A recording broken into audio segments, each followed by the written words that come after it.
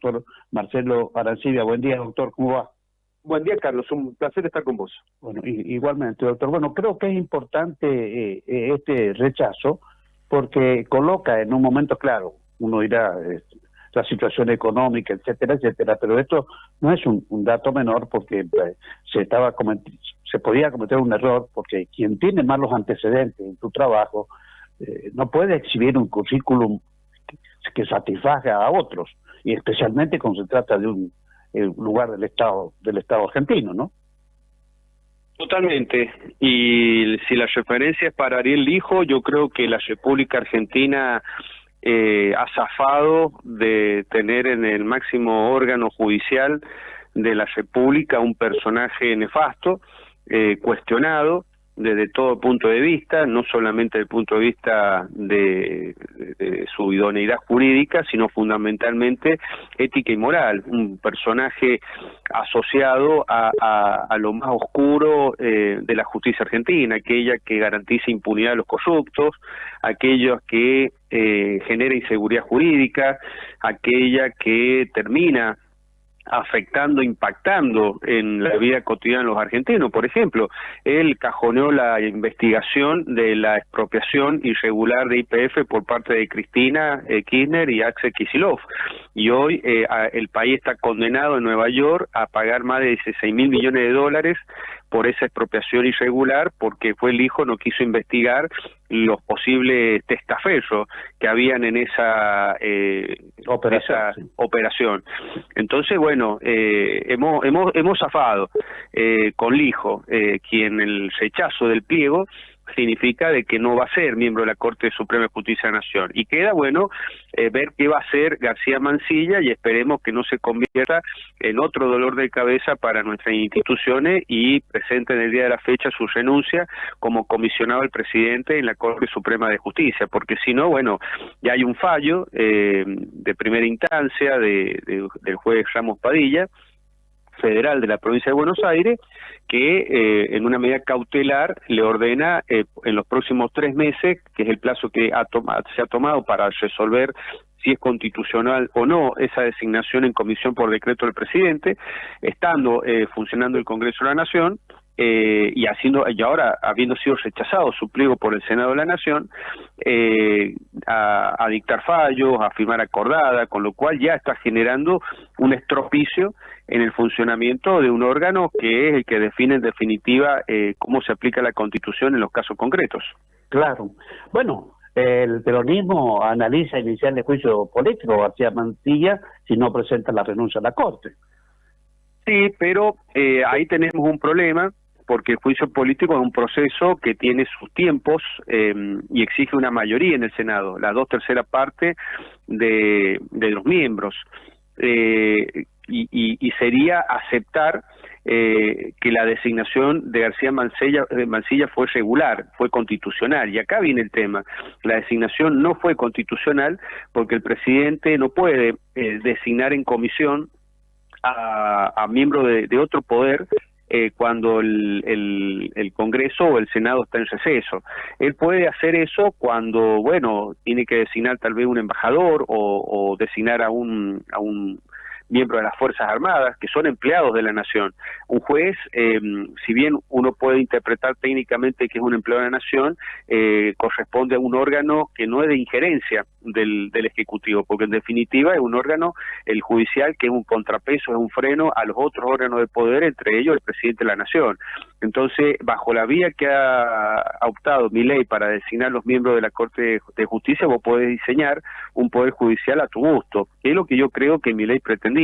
tenerlo al hijo como un garante de la impunidad, no solamente de su gobierno, sino seguramente porque hubieron muchísimas conversaciones con el kirchnerismo para repartirse la Corte, y ahí Cristina estaba muy interesada para ver si podía dominar la Corte Suprema y evitar la confirmación de la primera condena que ya le ha salido. Y para Milei, la designación de García Mansilla era también una garantía de que la Corte avalara con su fallo su estropicio a la hora de gobernar, como lo hizo Menem en los 90. Menem en los 90 lo primero que hizo fue hacer su propia Corte para que ésta con su fallo validara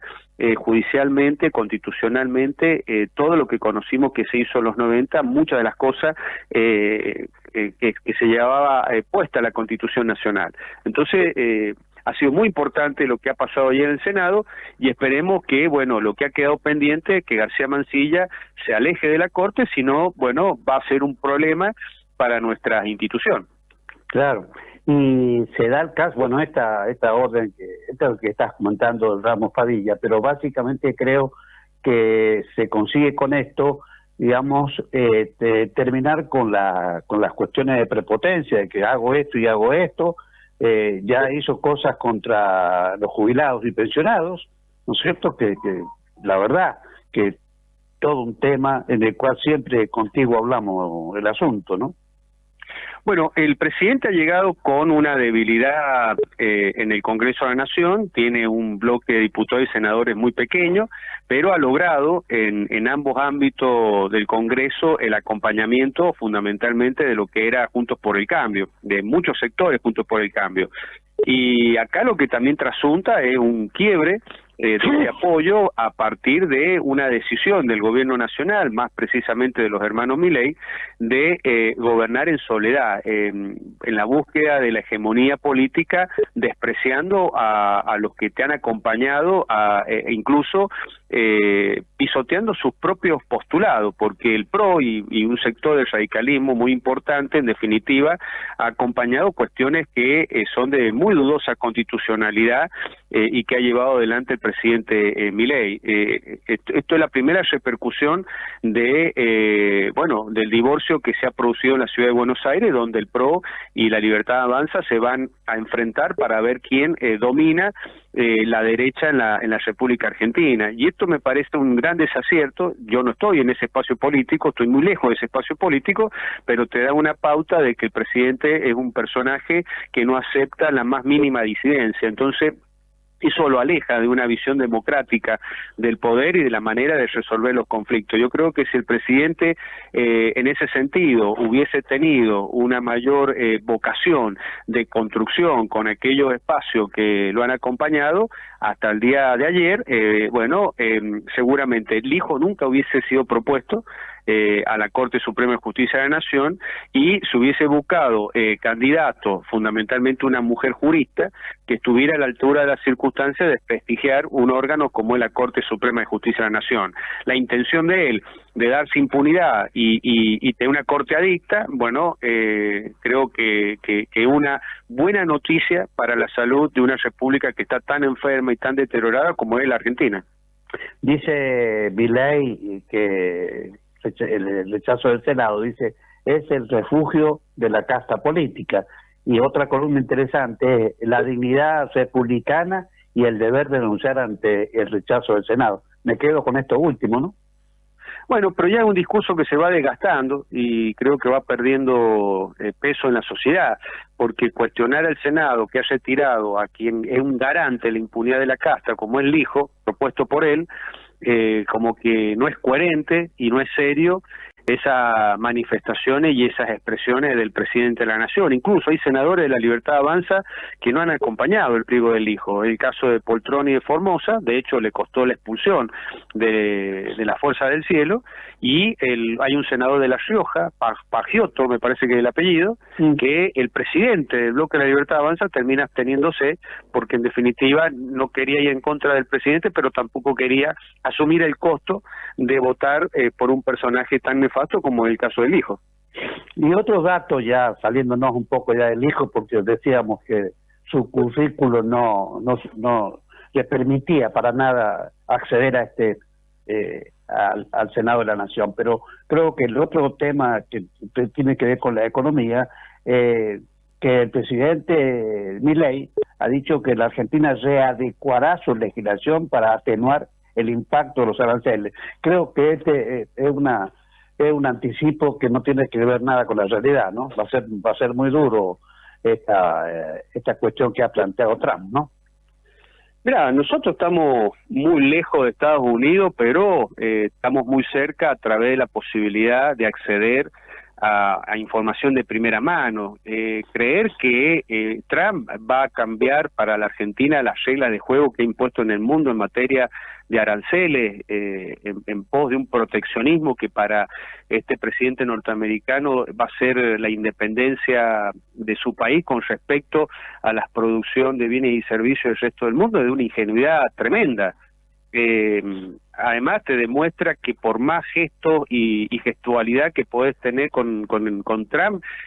a la hora de los bifes no conseguís más que lo mismo que ha conseguido Brasil o Colombia, cuyos presidentes están en las antípodas de la ultraderecha norteamericana, es decir, el 10% de aranceles, que casi duplica los aranceles que nos viene cobrando Estados Unidos a nuestros productos y que va a afectar seriamente a muchos de ellos, incluso de producción sanjuanina, como el caso del mosto, y ponerse contento por eso me parece una tremenda torpeza y también una gran preocupación. El presidente de la Nación creo que ha viajado entre 9 y 11 veces a Estados Unidos a eventos de la ultraderecha y es un presidente que no recorre la Argentina. Un presidente que no va a las provincias, que no habla con su gente, difícilmente puede entender lo que está pasando en el país. Él está más preocupado de quedar bien con Trump, con esa ultraderecha internacional, yendo a recibir premios absurdos, y no visita el país, que está sumido en una enorme crisis y en un gran esfuerzo para tratar de dejar atrás la inflación que tan mal lo ha hecho al país en los últimos 10, 15 años. A mí me preocupa esa actitud que tiene el presidente de desprecio para su propio país, como por ejemplo, y no quiero tener una postura nacionalista, pero ponete una bandera argentina atrás, sos representante de un Estado que es la República Argentina, y ir a dar un discurso servicial diciendo que va a eliminar los 9 puntos que Estados Unidos históricamente observa a la Argentina, por ejemplo, la economía informal, bueno,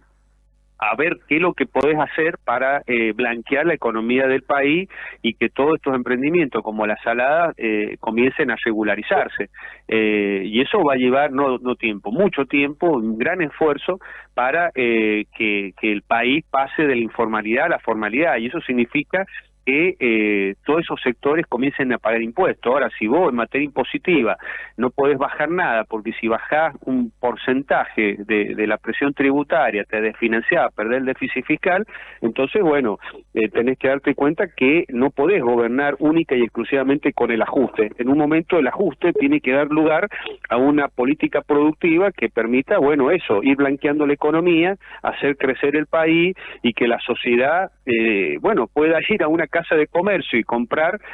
una ropa a un valor razonable y no tener que ir a la salada donde se va de todo tipo de impuestos para poder vestirte. Claro, claro. No, y además creo que es bastante importante revertir esto, porque Milei tampoco logró tener su presupuesto, y esto es una mala señal para un economista de fuste como es Milei, ¿no?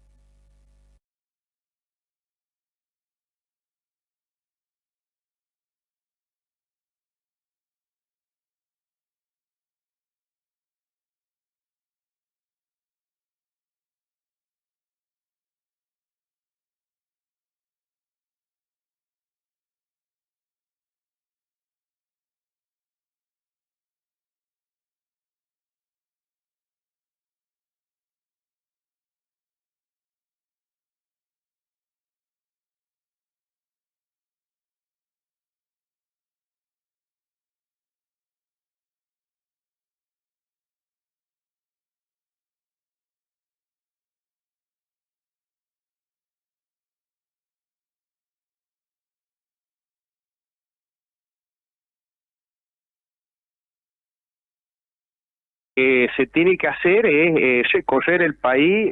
conocer su realidad, hablar con su gente y comenzar a transitar un modelo que no se agote única y exclusivamente en el ajuste, la motosierra, la licuadora y el freezer, que es lo que ha hecho el presidente en este año y medio de gobierno, y comience a tener un plan productivo que no esté afectado con el atraso cambiario. Entonces, hoy el país se decide en la negociación con el Fondo Monetario, cuyo hecho de ir a acudir al mismo ya presagia malas cosas, como un agotamiento de este pseudomodelo de motosierra y atraso cambiario. Entonces, bueno, creo que lo que se tiene que plantear es un modelo productivo que permita, bueno, la formalización de la economía argentina, salir de esa informalidad. Y bueno, insisto, a mí me preocupa un presidente que viaje más a Estados Unidos que al interior de su país. Claro, no, y te decía el tema de que el país no, que Milei tampoco tiene su presupuesto, es decir, creo que hay un desorden en el cual y una falta de disciplina en una situación tan delicada como tiene la economía nacional. Y bueno, y este desprecio, como decíamos siempre, a lo que le pasa a los jubilados y pensionados y discapacitados, ¿no? Sí, pero no tiene presupuesto a propósito, porque de esa manera él, más que un presidente, es lo que a él le gusta autopercibirse como un emperador, y él hace lo que quiere con los recursos públicos, quién los paga y cómo lo distribuye, y así es como las provincias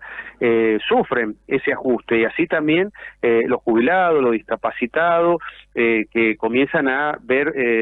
retirado la presencia, digamos, del Estado en la atención de sus necesidades. Entonces, a mí me parece que el presidente, que tiene un desprecio enorme por la República, lo que procura es un esquema de gobernabilidad que le permita manejarse a sus anchas. Hay en el mundo, a través del populismo ultraderecha o de ultraizquierda, una admiración por los autoritarismos, un desprecio por el Congreso, una subestimación por la justicia, y bueno, ellos creen que controlando todo el poder, incluso hasta la prensa, porque vos fíjate que Milei tiene un odio y ha puesto a la prensa como uno de sus grandes enemigos. Sin embargo, por izquierda tiene su grupo de amigos que son propagandistas a diario en los medios de comunicación para bajar un mensaje que impide, bueno, que el país debata cómo se debe distribuir el ajuste para que el costo sea menor, fundamentalmente a los sectores más necesitados, cómo se arma un modelo productivo para romper ese piso de un nivel de pobreza tan grande que solamente se va a resolver creando mejores puestos de trabajo, cómo blanquear esta economía en negro tan importante que tenemos, y que seguramente si lo hace el Estado se va a hacer de muchos recursos económicos que se va a poder volcar a mejores jubilaciones o a obras públicas estratégicas para poder sacar nuestra producción al mundo. Pero bueno, un presidente que no conversa, no habla y exige sometimiento, y esto se está viendo en el primer apronte electoral del país, que es la ciudad de Buenos Aires, donde bueno, su idea es matar al PRO y a los Macri, con los cuales, insisto, no tengo nada que ver, pero me parece una actitud muy desleal para quien puso sus bloques de diputados y senadores para que este modelo no cayera ante el impulso kirchnerista de llevarse puesto al gobierno de Milei. Claro, pero esta actitud autoritaria que tiene Milei, bueno, con este rechazo creo que ha pasado una vergüenza internacional, ¿no? Bueno, pero es su fana de acelerar en las curvas. Así que es muy probable que, no sé, después de haber fracasado con Lijo, le pida a otro de estos jueces esperpentos que hay en Comodoro Pi que vaya a la corte. No sé, me parece grave. Claro, y lo de García Mansilla, que se apresuró en asumir y todas estas cuestiones, y hoy está pagando tributo justamente a esta determinación que ha tomado entre Macri y Cristina, es decir, han conseguido hacerle una demostración cabal a Milei para que no se lleve todo por delante. Bueno, García Mansilla, que dijo en la Comisión de Senado de Acuerdo que él no iba a asumir por decreto del presidente, y que incluso había escrito un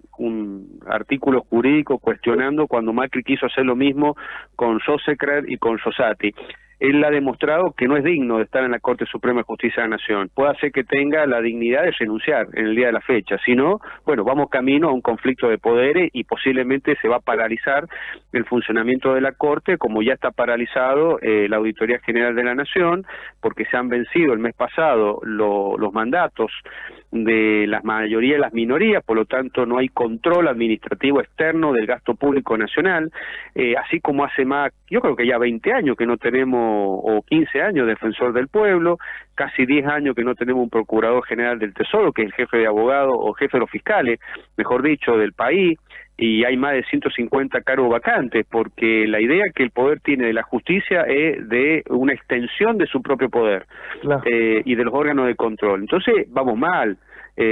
no es serio, y seguimos en el vaso de un populismo que ya hemos conocido y que vemos que siempre fracasa. Claro. El ejemplo lo tenemos con Menem. Bueno, gracias, Marcelo. No, por favor, gracias a vos, Carlos. Un abrazo. Marcelo Arancibia, abogado, fue candidato a gobernador de la provincia de San Juan, por supuesto fue también presidente del foro y también fue concejal en el municipio de la capital. Hacemos una previsión, 8 de la mañana, 28 minutos, hacemos una